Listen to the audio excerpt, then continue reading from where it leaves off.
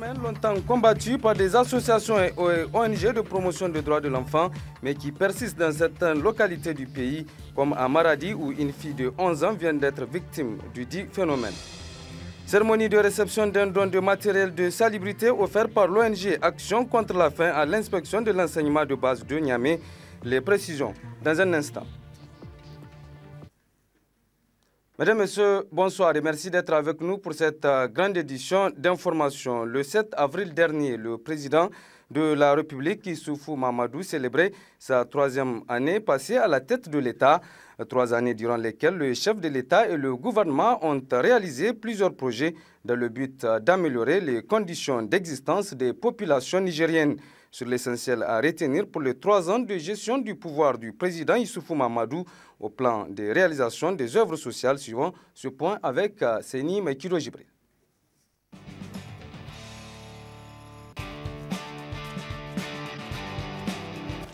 De plus en plus, les chantiers surgissent partout. Les efforts engagés seront donc poursuivis. Et le gouvernement ne ménagera aucun effort pour maintenir et accroître le rythme d'exécution du programme de renaissance dont les promesses faites sur le mandat seront, Inch'Allah, tenues.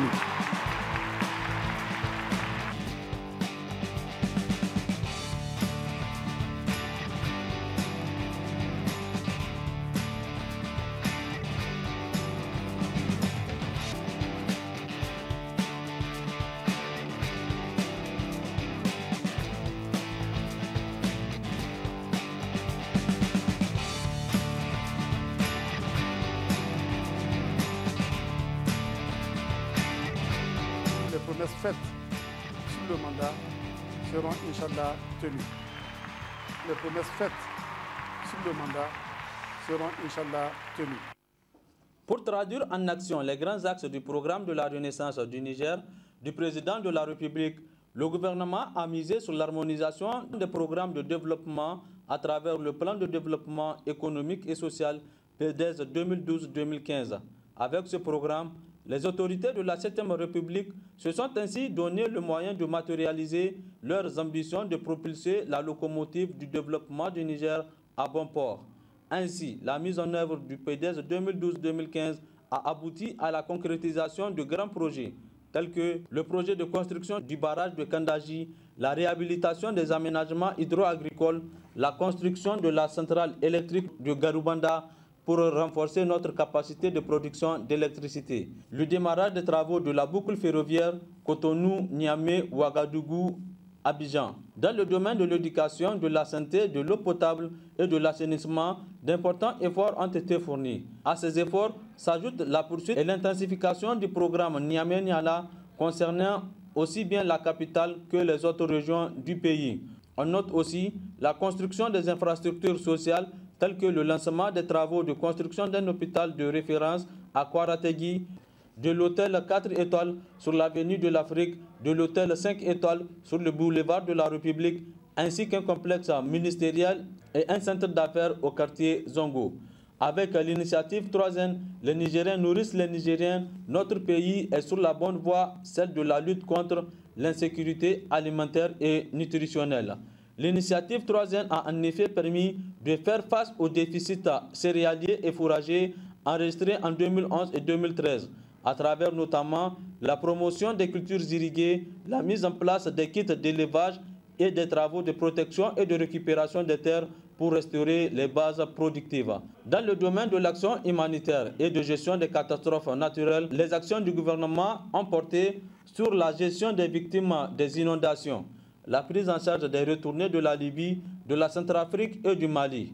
En réponse à ces catastrophes, des actions de grande envergure ont été menées de concert avec les partenaires pour un coût total de 2,72 617 895 francs CFA. En matière d'emploi, 470 226 emplois ont été créés, dont 86 777 permanents et 383 449 temporaires. On note également le paiement régulier des salaires. Avec la mise en œuvre du programme de la Renaissance, le Niger aujourd'hui émerge. Elle appartient à tous les Nigériens, tous bords politiques confondus, de s'atteler à la tâche de reconstruction nationale afin d'imposer le Niger au concert des nations, vision du programme de la Renaissance. Dans la région de Maradi, le mariage précoce et forcé est très fréquent dans les zones rurales. C'est donc le cas, vous allez le voir, de Nana. Nana Adiza, une jeune fille donc âgée de seulement 11 ans et qui a été victime du dit phénomène. Regardez. Âgée de 11 ans et originaire d'un village du département de Madarumfa, Nana Hadiza Abdelkarim a été à la fois victime d'un mariage précoce et forcé. Donnée en mariage contre son gré, elle a eu le courage de quitter la maison familiale à l'insu de ses parents pour une aventure dans la ville de Maradi avant d'être récupérée par la police, amenée ce jeune tante et placée dans le centre éducatif à Passerelle de l'ONG Salsani. Malgré le poids du souvenir, elle raconte sa douloureuse histoire avec émotion.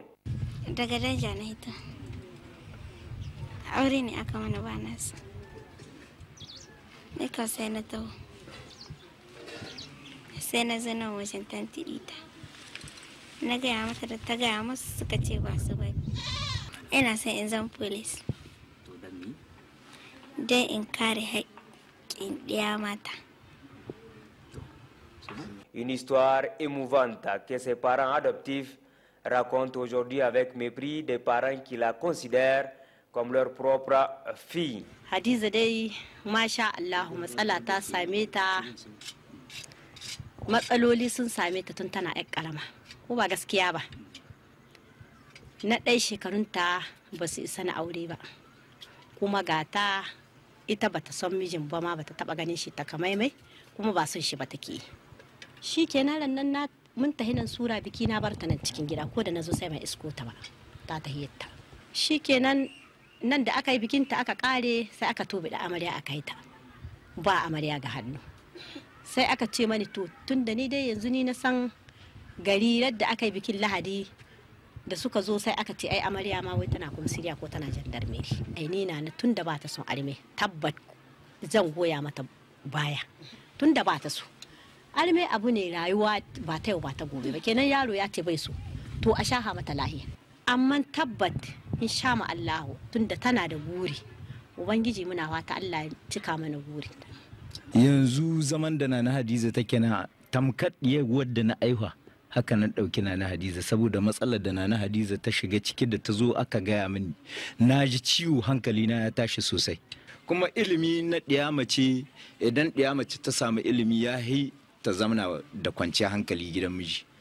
ONG, structure associative et étatique, la convergence des efforts de tous les acteurs est plus que nécessaire pour mettre fin aux pratiques néfastes dont sont victimes les jeunes filles âgées de moins de 18 ans. Car cette histoire de Nana Hadiza Abdelkarim est certainement vécue par des milliers de jeunes filles dans le monde rural nigérien. Et puis vous pourrez suivre juste après ce journal l'intégralité du film de la visite de travail du président de la République effectuée du 2 au 3 avril dernier à Bruxelles en Belgique. C'était dans le cadre du sommet Union européenne-Afrique qui avait pour thème investir dans les personnes pour la prospérité et pour la paix. Restez donc en notre compagnie. Cela dit, la salle de conférence du LASDEL abrite depuis ce matin un atelier national de formation sur les nouveaux standards de l'initiative pour la transparence dans les industries extractives ITIE de la vulgarisation du rapport 2011 organisé par le ROTAB. Cet atelier vise à informer les partenaires et les acteurs de la société civile des nouveaux règlements des ITIE pour une plus grande transparence dans les industries extractives. Le compte-rendu de Isidore Banaba. L'initiative pour la transparence dans les industries extractives ITIE a adopté en mai 2013 de nouveaux standards visant à assurer une meilleure gouvernance et une transparence dans la gestion des industries extractives. C'est donc pour vulgariser ces standards que le réseau des organisations pour la transparence et l'analyse budgétaire, avec l'appui de ses partenaires, a initié cet atelier national de formation à l'endroit des acteurs intervenant dans la vie socio-économique du pays. Avec ces nouvelles mesures, le champ d'action de ITIE s'est élargi, donnant lieu à des gestions plus transparentes. Ainsi, l'ITIE ne concerne plus seulement la publication de paiements par les compagnies extractives et des recettes de l'État, mais couvre désormais d'autres pans de la chaîne de décision tels que les permis, la production, les entreprises publiques ou bien encore le transfert de revenus aux autorités locales. Les pays mettant en œuvre ITIE sont aussi encouragés à divulguer publiquement tous les contrats et licences qui fixent les conditions d'exploitation de pétrole, de gaz et de minéraux. Avec cette nouvelle donne, l'ITIE pourrait désormais non seulement responsabiliser, mais aussi contribuer à mieux gérer les ressources dans divers pays. Pour y parvenir, l'initiative pour une transparence dans les industries extractives utilisera d'autres mécanismes visant à améliorer les capacités des parties prenantes. Le secrétariat permanent de l'ITIE Niger est donc déterminé à concrétiser son nouveau plan d'action 2014-2016, conçu avec toutes les parties prenantes dans le respect de nouveaux standards qui préconisent un plan de travail orienté vers les résultats. Notre objectif commun est donc de renforcer les capacités des parties prenantes et la communication pour, au-delà de la transparence, alimenter le débat public responsable. Pour le président de la Commission des droits humains, ces nouveaux règlements permettront de mettre fin à l'injustice sociale d'une manière générale. Les nouveaux standards adoptés à Sydney vont désormais, en plus de la traçabilité des paiements par les compagnies et des recettes pour l'État, couvrir toute la chaîne de décision des ressources minières, pétrolières et gazières. Ces nouveaux standards permettent de limiter les injustices. Durant 3 jours, les participants vont réfléchir afin de dégager des pistes et les points importants pour la mise en œuvre des nouveaux standards de l'ITIE, qui reste tout de même un défi pour le Niger. Merci Isidore Banaba. L'organisation non gouvernementale Action contre la faim a offert cet après-midi un important lot de matériel de salubrité à l'inspection de l'enseignement de base Niamey 2. Il s'agit pour cette ONG de contribuer au renforcement de l'accès durable aux services d'hygiène et d'assainissement de l'arrondissement communal Niamey 2. Le compte-rendu de Ima Seyou.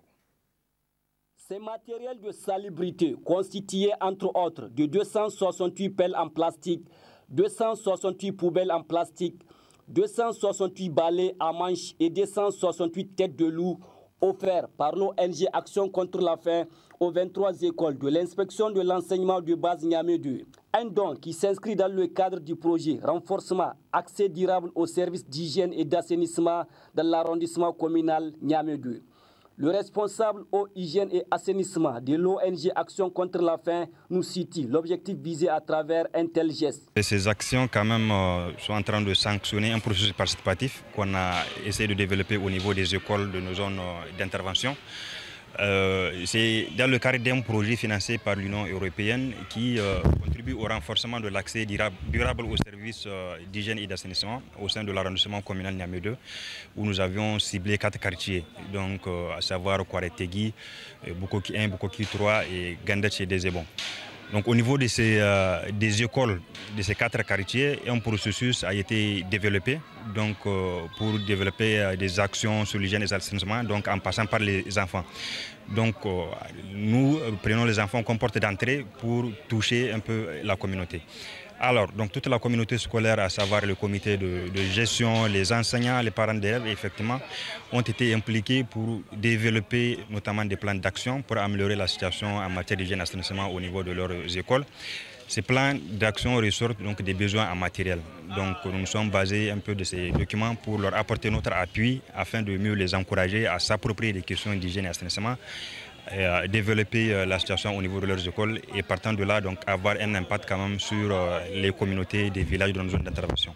En réceptionnant ces dons, l'inspectrice de l'enseignement de base Niamey 2 a remercié ses donateurs avant de démontrer l'importance de l'hygiène et de l'assainissement en milieu scolaire. Au Niger, l'éducation en santé et la promotion de l'hygiène au niveau scolaire ont jusqu'à l'heure actuelle un caractère informel du fait de l'absence d'une politique en la matière. L'éducation à l'hygiène cherche à promouvoir un bon comportement en matière d'hygiène et d'assainissement. Il est donc important d'inculquer aux élèves les bonnes pratiques, les bonnes manières d'hygiène en vue d'assurer leur plein épanouissement individuel et collectif. C'est pourquoi l'hygiène et l'assainissement sont très importants en milieu scolaire. Aussi, je tiens à vous rassurer que ce don qui vient à point nommé ira aux légitimes bénéficiaires qui en feront un bon usage. Et je lance un appel présent à d'autres ONG pour vous emboîter le pas. À travers ces dons, l'ONG Action contre la faim et ses partenaires veulent montrer leur attachement et leur engagement à faire de l'hygiène et de l'assainissement en milieu scolaire leur cheval de bataille. Une belle initiative à imiter. Dernier aspect de ce journal, le programme USAID, paix à travers le développement, PDF2 a donc organisé ce matin une conférence débat autour du thème causes et conséquences des divergences dans les pratiques religieuses en islam. Objectif, inciter les différentes tendances islamiques du Niger à faire la promotion de la paix dans la pratique de la religion. Retrouvons Seni Maïkiro Jibril.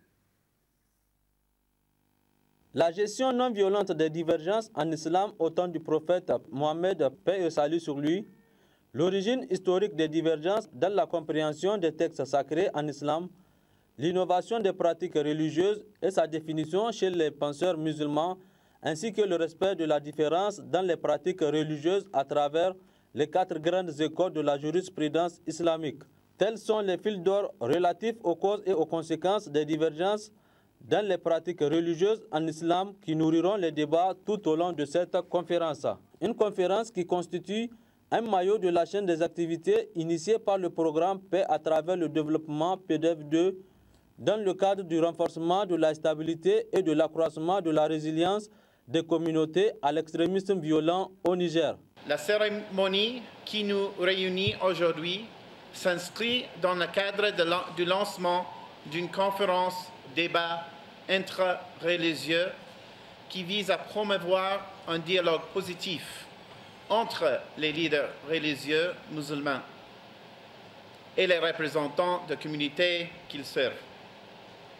Le programme USAID PDF2 appuie l'Association islamique du Niger pour l'organisation d'une conférence débat sur le dialogue intra-religieux. Dans le cadre de l'objectif de PDF2 relatif à l'amplification des voix modérées et à l'accroissement du dialogue positif entre les leaders religieux et la communauté qu'ils servent.